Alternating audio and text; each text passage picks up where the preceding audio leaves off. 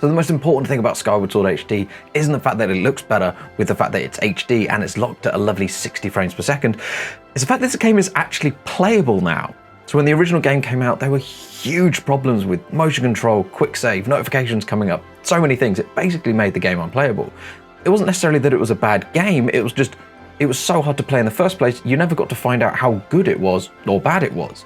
So the new question is, now that Nintendo have improved all of these things about the game actually being impossible to play, should you play it on the Nintendo Switch? Where wild swipes of the hand were once crudely translated into diagonal, horizontal and vertical attacks, reflected back at you at just 30 frames per second and 420p resolution, Skyward Sword HD allows would-be heroes of time to exert a much greater degree of control over their swings. Slashes of the sword can be mapped to the right thumbstick, 9 points of interaction rendered at a stable 60 frames per second, and a sharp 1080p. It's actually surprising how well this works now too. Back in 2011 with the original, Skyward Sword made small precision puzzles out of every one of its encounters. Some foes needed to be dissected to stop them from reforming, some required surgical cuts across multiple areas to split them in two, and some of them you needed to maneuver around them to get a perfect hit behind their shifting defenses. The principles remain in Skyward Sword HD, although now combat feels more rewarding that you can actually confidently and reliably execute attacks without technology limitations getting in the way of a good time. It's a shame that this air of increasing agility and competency doesn't always extend to all the other systems. The stamina bar, for example, that governs sprinting, climbing and dashing, feels needlessly restrictive throughout, particularly as there is no real way to improve it. This makes exploration feel more of a chore the further you push into the adventure. So in handheld mode, the camera is still a real point of contention and it has not been fixed. Free aim has been introduced, which is great, but it feels cumbersome to actually use in practice, particularly in combat. It means you're back to wielding the camera back the way we did in 2011, teasing Link in the direction you want him to face before making constant camera adjustments with ZL. Unrestricted free aim is available and wonderful, should you unsheath the Joy-Cons, i.e. not in handheld mode. But the fundamentals of motion control when you have the Joy-Cons haven't improved enough to make the trade-off of the two worth it.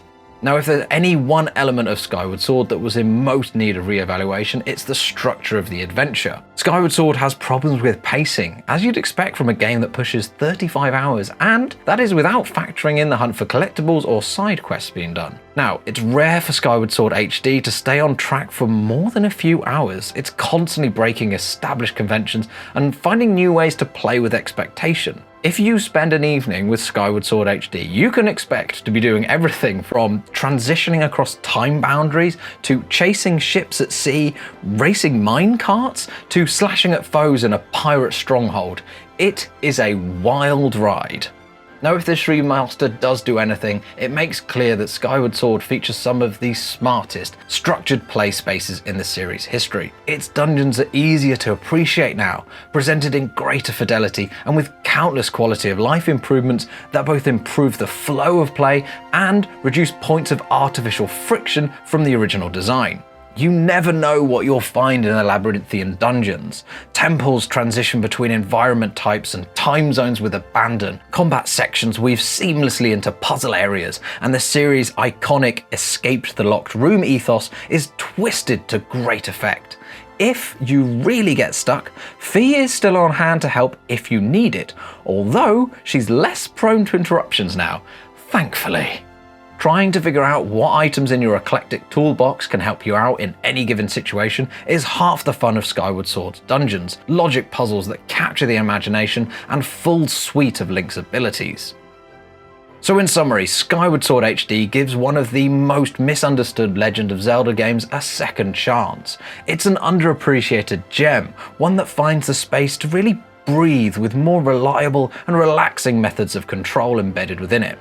Skyward Sword still has its fair share of problems, but it makes up for many of them in moments of true brilliance and defiance against established series conventions. The Legend of Zelda Skyward Sword HD is an adventure worth taking on, and a chance to re-evaluate one of the largest and most experimental games in the series' history.